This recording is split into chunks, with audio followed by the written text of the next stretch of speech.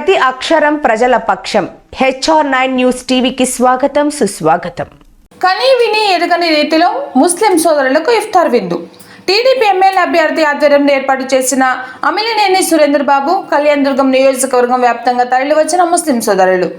అలిమినేని సురేంద్రబాబు ఏర్పాట్లపై ముస్లిం సోదరులు రంజాన్ సందర్భంగా ముస్లిం సోదరులకు తెలుగుదేశం పార్టీ కార్యాలయం కళ్యాణదుర్గం ఎమ్మెల్యే అభ్యర్థి అమిలినేని సురేంద్రబాబు ఆధ్వర్యంలో కనీవిని ఎరుగని రీతిలో ఇఫ్తార్ విందు ఏర్పాటు చేశారు. గతంలో ఎన్నడూ లేని విధంగా కనీవిని ఎరుగని రీతిలో ముస్లిం సోదరులకు విందు ఏర్పాటు చేశారు. అమిలినేని తద్వారా కనీవిని ఎరుగని రీతిలో ముస్లిం సోదరులకు ఇఫ్తార్ విందు. టీడీపీ ఎమ్మెల్యే అభ్యర్థి అమిలినేని సురేంద్రబాబుకు హాజరైన ముస్లిం సోదరులు హర్షం వ్యక్తం చేశారు. ఈ కార్యక్రమంలో విశేష సంఖ్యలో ముస్లిం సోదరులు నియోజకవర్గంలో పాల్గొన్నారు.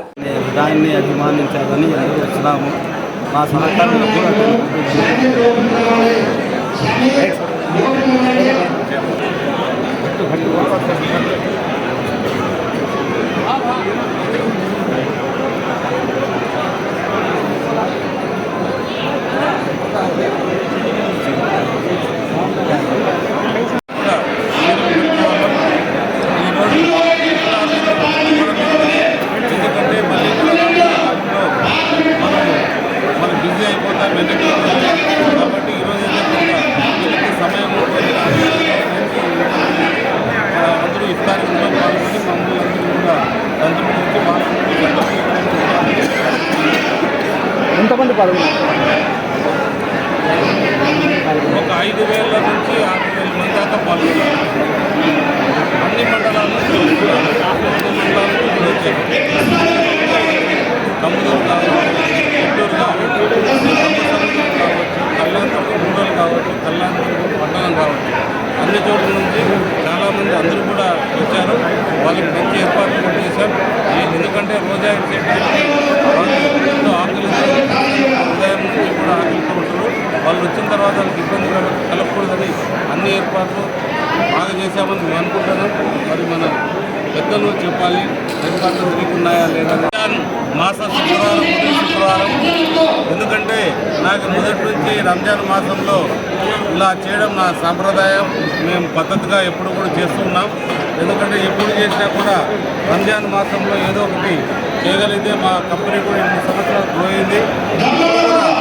రంజాన్ మాసంలో రాజకీయాల్లో ప్రవేశం చేసి ఇక్కడ జరుగుతుంది. అందులో భాగంగా కూడా వీళ్ళ ఆశీర్వాదాలన్నీ కూడా అభివృద్ధి పనులన్నీ బాగా చేస్తున్నాయి. ఎందుకంటే వాళ్ళు ప్రతిరోజు అల్లాని ప్రార్థిస్తారు. అల్లా ఆశీర్వాదం ప్రతి ఒక్కరికి కూడా అవసరం. ఆ దాంట్లో దీవెనగానే ఈరోజు మేమందరం కూడా నేను ఈరోజు వాళ్ళకందరికీ మనం రంజాన్ పండుగ సందర్భంగా ఇవ్వడం జరుగుతుంది. ఇఫ్తార్ ఇవ్వడం జరుగుతుంది. నిజంగా వాళ్ళందరూ కూడా మనస్ఫూర్తిగా సంతృప్తికరంగా వాళ్ళు ఎప్పుడైతే మనం ఆశీర్వదిస్తారో ఖచ్చితంగా మన నియోజకంగానే ఇవన్నీ కూడా ఉంటాయి.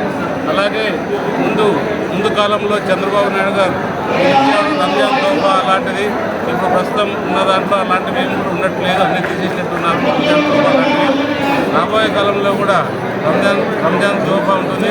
ఎందుకంటే ముస్లిమ్స్లో చాలామంది బీదవాళ్ళు ఉంటారు.